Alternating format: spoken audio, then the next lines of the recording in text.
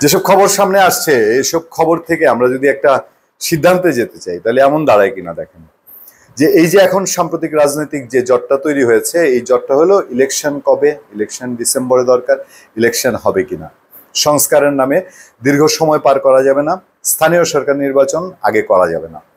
কিন্তু সরকারের দিক থেকে যত রকম প্রস্তুতি বলি, অবস্থান বলি, তার পুরোটাই হচ্ছে এর পুরো উল্টা।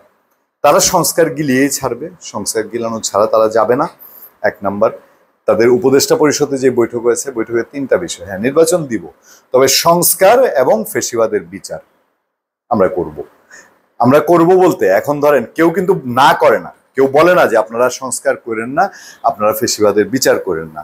আওয়ামী লীগের অপরাধী যারা, অপরাধীদের অপরাধ বিচার করুক, একটা সিস্টেমের যে আইন আমাদের আছে আইনের মধ্যে দিয়ে বিচার করুক, কিন্তু সেই বিচারটা একটা লং টাইম ফ্যাক্টর।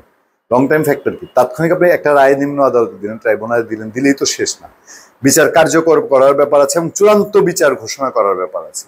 2-4-5 বছর, 2-4 বছর মিনিমাম, খুব তাড়াতাড়ি যদি আপনি করেন। আচ্ছা, সংস্কার তো অলরেডি জাতি জেনে গেছে সংস্কারে কি হবে না হবে। এখন এই যে প্রধান উপদেষ্টার পদত্যাগ, এটা দেখবেন যে এটা একটা মুষ্টিমেয় অংশ এই পদত্যাগের কথা বলছে।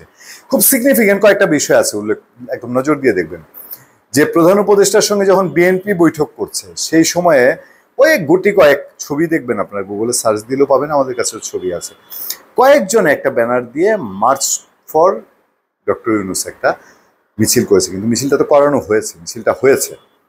এরপরে যেসব উপদেষ্টাকে বাতিল করার কথা বা বাতিল করার দাবি উঠেছে, মাহফুজ আলম, আসিফ মোহাম্মদ সজীব ভুঁইয়া, খলিলুর রহমান, এদেরকে আরো হাইলাইট করার চেষ্টা। এনসিপিকে দিয়ে বলানো হলো এদের সাথে সরকারের কোনো সম্পর্ক নেই। আবার হাসনাত আব্দুল্লাহ বলছে যে এরা জুলাই স্পিরিটের প্রতিনিধি, জুলাই ছাত্র অভ্যুত্থানের ছাত্র যারা, সেই অভ্যুত্থানকারী যারা, তাদের প্রতিনিধি সরকারের।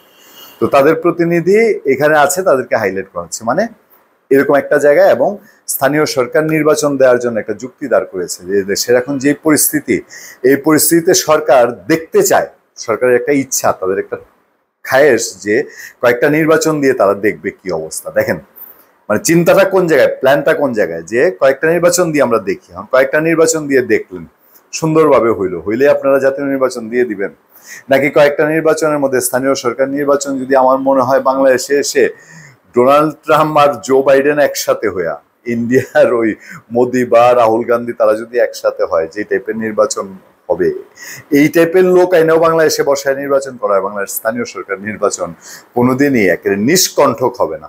তাহলে নিষ্কণ্ঠক যখন না হয় তখন বলবেন দেশে তো নির্বাচনের পরিবেশ নাই। আর এই 2টা নির্বাচন দিছি, 5টা নির্বাচন দিছি, 2টা পৌরসভা নির্বাচন দিছি, দেখেন না 2টা সিটি কর্পোরেশন মেয়র নির্বাচন দিছি, কি সিচুয়েশনটা হইলো। এরা কি ভোট চায়? এরা গণতন্ত্র বুঝে? বাঙালি এখনো গণতন্ত্রই বুঝে না। তাহলে জাতীয় নির্বাচন আপনি কেমনে দিবেন? দেশে তো আমরা রক্তক্ষয়ী একটা সংঘাতের দিকে ঠেলে দিতে পারি না। ভাবতে পারেন কিনা যে সিচুয়েশন তৈরি হয়েছে। এবং তার মধ্যে তো অনেক হিসাব নিকাশ আছে। অনেকে বলেন যে এই যে একটা পদত্যাগের নাটক কাহিনী হয়ে গেল, এর আড়ালে কি কেউ নিজের খুব আখের গুজিয়ে নিয়েছে? অনেক অনেক হাজার কোটি টাকার কোনো বিষয় টিষয় আছে। এখন তারা এসে বলছেন করিডোর নিয়ে কারোর সঙ্গে আলাপ হয়নি। বন্দর নিয়ে একটা মজার কথা বলেছেন প্রধান উপদেষ্টার প্রেস সচিব শফিকুল আলম, আমরা কাউকে বন্দর দিয়ে দিচ্ছি না, তবে বন্দর অপারেটিং এ বিশ্বের সেরা সেরা কোম্পানিদেরকে আমরা রাখছি।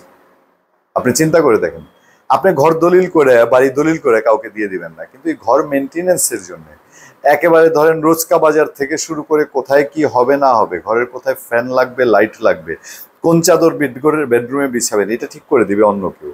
তাহলে পার্থক্য কোথায়? মোদ্দা কথা আমরা যেটা বলতে যাচ্ছি যে এই যে প্রধান উপদেষ্টা নাকি এখন শক্ত অবস্থান নিয়েছেন, আমাদের দেশে একটা রিপোর্ট আছে দেখে নেবেন, শক্ত অবস্থান নিয়েছেন কি তারা থেকে যাবেন। আসল আলাপ হলো তারা থেকে যাবেন এই জায়গায়। হ্যাঁ, আবার এটাও বলে যে হ্যাঁ কাজ করতে না দিলে পদত্যাগের সিদ্ধান্ত এখনো প্রধান উপদেষ্টা অনড় আছেন। এগুলো মানুষ দেখে গেছে, বুঝে গেছে।